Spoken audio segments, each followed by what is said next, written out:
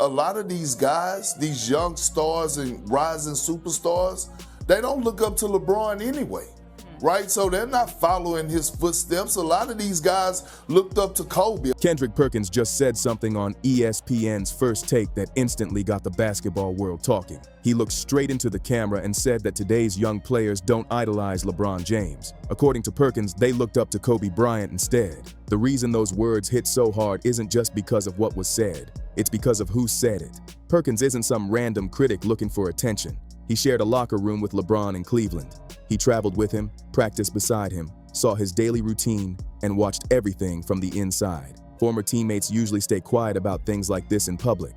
So when one of them speaks this openly, people naturally pay attention. Take a listen for yourself.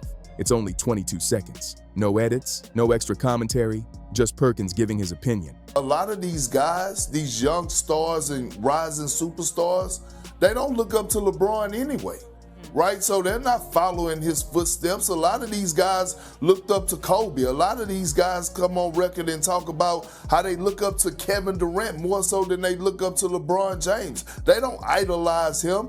They don't look up to him.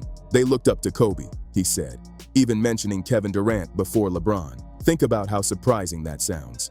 We're talking about the NBA's all-time leading scorer, a player with 4 championships, 4 Finals MVP awards, 4 regular season MVP trophies, and more than 20 All-Star selections. Yet Perkins suggested that many young fans connected more with other stars. What made the moment even more powerful was the way Perkins delivered it. He didn't laugh, exaggerate, or treat it like a hot take. He said it calmly, almost like someone reading the final score after a game. That quiet confidence is exactly why so many people immediately started debating his comments. So who is Kendrick Perkins, and why did his words create a bigger reaction than countless sports debates we've heard all year? Long before television, Perkins built a long NBA career. He spent 15 seasons in the league as a physical starting center. He won an NBA championship with the Boston Celtics in 2008 and played alongside Kevin Garnett, Paul Pierce, and Ray Allen during one of the league's most memorable eras. Later, he joined the Oklahoma City Thunder, sharing the court with Kevin Durant, Russell Westbrook, and James Harden before eventually landing in Cleveland. That stop in Cleveland placed him beside one of the biggest sports stars on the planet. Perkins saw LeBron's daily habits up close. He watched the workouts, the preparation, the discipline, and the way every part of LeBron's life seemed focused on staying at the very top of basketball. From Perkins' point of view, that level of commitment was unlike almost anything he'd seen before. That's why many viewers felt his comments carried extra weight. They came from someone who experienced that environment firsthand. But then Perkins pushed the conversation even further. He didn't simply question whether LeBron was the player young fans admired most. He immediately pointed to 2 current stars he believes represent the league's future. That part of the discussion is what really grabbed everyone's attention and sent social media into another wave of debate. So now is the point where, you want Anthony Edwards. He don't mind being the face of a league with Victor Wembanyama. You want a Wemby to set the tone. Anthony Edwards and Victor Wembanyama. One is the explosive guard from Atlanta whose confidence, energy, and fearless style have made him one of the NBA's fastest rising stars. The other is the towering French sensation in San Antonio, a player whose unique skills have already made him one of basketball's biggest attractions. They come from different backgrounds, different journeys, and different playing styles, yet Perkins grouped them together as players ready to carry the league forward. On national television, he suggested that the spotlight is shifting past the league's all-time scoring leader, past one of the biggest personal brands in sports, past the championships, the records, and even the I Promise school. Whether people agree or disagree, Perkins painted a picture that suggested the next generation may already be choosing new faces to follow. That's a bold statement, especially when it's about someone whose career has lasted more than 2 decades. Here's where the conversation becomes even more interesting. If Perkins had been talking about someone who never cared about greatness, his comments wouldn't have landed the same way. If he had described a player who avoided hard work or never chased history, fans could simply dismiss everything he said. But that's not LeBron's reputation at all. His career has been built around preparation, consistency, and chasing excellence year after year. So if someone with Perkins' experience still believes younger fans connected more with other stars, what exactly led him to that conclusion? That move to Cleveland. I already knew about Bron. I knew about his preparation. A little bit from what, high school looked like, but to actually being around him, oh, that shit was different. You know what I'm saying? That shit was different. From his whole life is planned out like a president. Seen over the past 2 decades, he's been around Kevin Garnett, whose relentless drive became legendary, along with several other elite stars. Yet whenever Perkins tells stories about LeBron's approach, he says he had never witnessed anything quite like it. In his view, LeBron's level of organization, structure, and commitment stood in a category of its own. Not Paul Pierce, who studied game film like a coach. Not Kevin Durant, widely praised as one of the greatest scorers of his generation. According to Perkins, none of them structured every part of their lives the way LeBron James did. And that's where this story becomes even more interesting. The player Perkins described, with the strict schedule, non-stop workouts, recovery sessions, and constant preparation, looks, on paper, like someone who should naturally become the biggest basketball idol of all time. He go get up at 5 in the morning.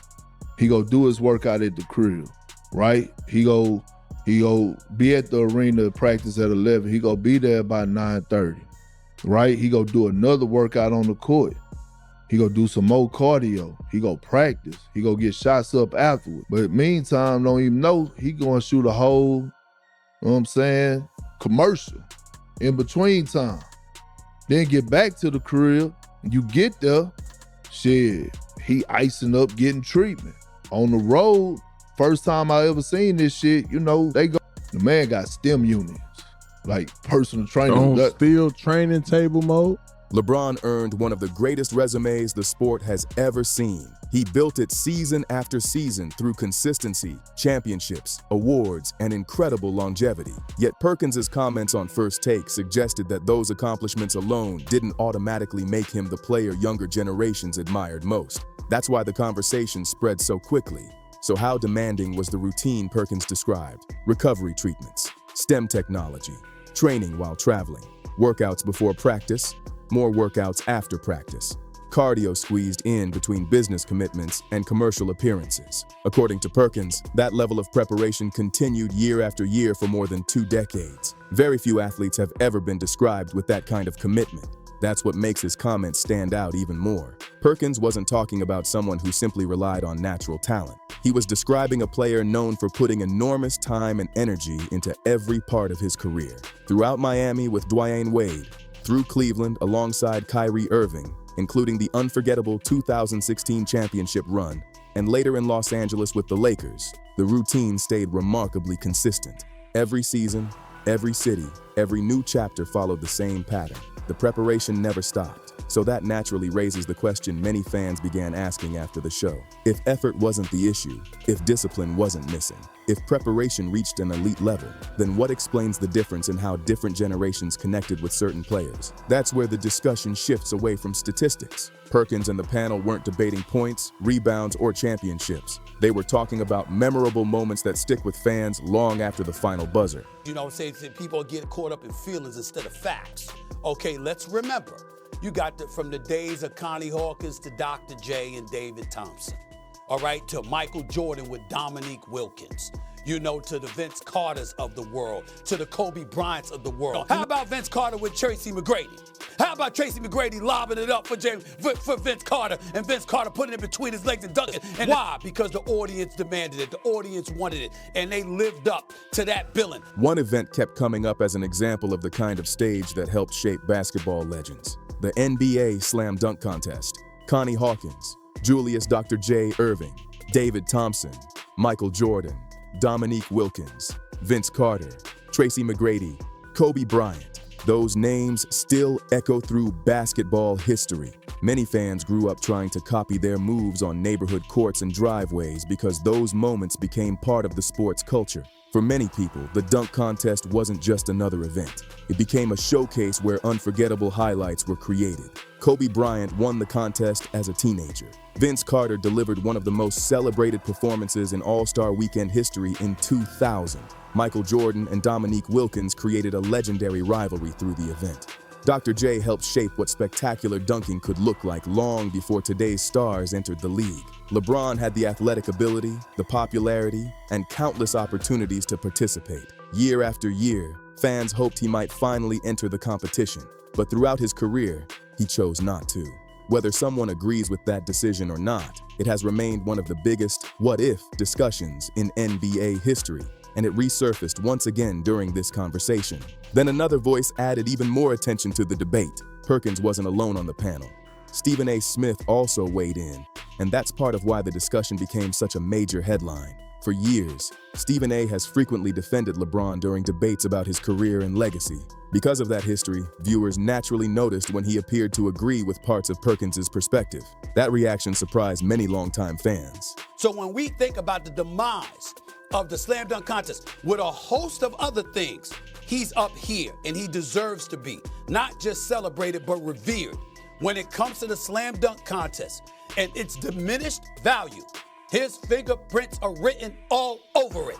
That is a fact, period. Stephen A. has spent years arguing in LeBron's favor during some of the biggest GOAT debates on television. He's challenged analysts, former players, and commentators who questioned LeBron's accomplishments. That's why his response carried extra weight for many viewers watching the segment unfold. When Perkins shared his opinion, Stephen A. responded with, "period." That brief comment immediately became another talking point across social media. Some fans viewed it as agreement with Perkins' larger message, while others believed it reflected only part of the discussion. Either way, it added even more fuel to an already massive NBA debate. For many basketball fans, the larger conversation wasn't really about one television segment. It became a discussion about legacy, unforgettable moments, and what makes certain athletes inspire future generations. Championships, records, longevity, highlights, personality, and iconic performances all become part of that conversation. Whether people agree with Perkins, disagree with him completely, or land somewhere in the middle, his comments sparked another chapter in one of basketball's biggest debates. And that discussion isn't ending anytime soon. You can have one of the greatest training routines in the history of professional sports. You can wake up before sunrise for more than 2 decades. You can plan every detail of your career with incredible discipline. You can become the NBA's all-time leading scorer, win 4 championships, and build projects like the I Promise School. Those are remarkable accomplishments that few athletes will ever match. But for many fans, basketball has always been about more than numbers and trophies. It's also about unforgettable moments. It's about highlights that get replayed for years, posters hanging on bedroom walls, and memories that inspire the next generation to fall in love with the game. That's why players like Kobe Bryant and Michael Jordan continue to have such a powerful impact on so many fans. Many people point to Kobe's Mamba mentality as something that inspired them far beyond basketball. Others talk about Michael Jordan's legendary competitive presence and the unforgettable moments that helped shape his legacy. Those qualities became part of basketball culture, creating memories that statistics alone can't fully explain. Kendrick Perkins' comments sparked this entire conversation because they came from someone who saw LeBron's work ethic from the inside. He watched the preparation, the recovery, the daily routine, and the commitment that went into building one of the greatest careers the NBA has ever seen. Even with all of that, Perkins shared his view that many younger fans connected more with other basketball icons. Whether you agree with him or completely disagree, it's a debate that will probably continue for years. Now it's your turn. Do you think Perkins was right, or do you believe LeBron's legacy will be remembered in the same legendary way as players like Kobe Bryant and Michael Jordan? Share your thoughts in the comments because I'd love to hear your perspective. If you enjoyed this video, don't forget to hit the like button, subscribe for more NBA stories and debates, and share this video with other basketball fans so we can keep the conversation going. Thanks for watching, and I'll see you in the next one.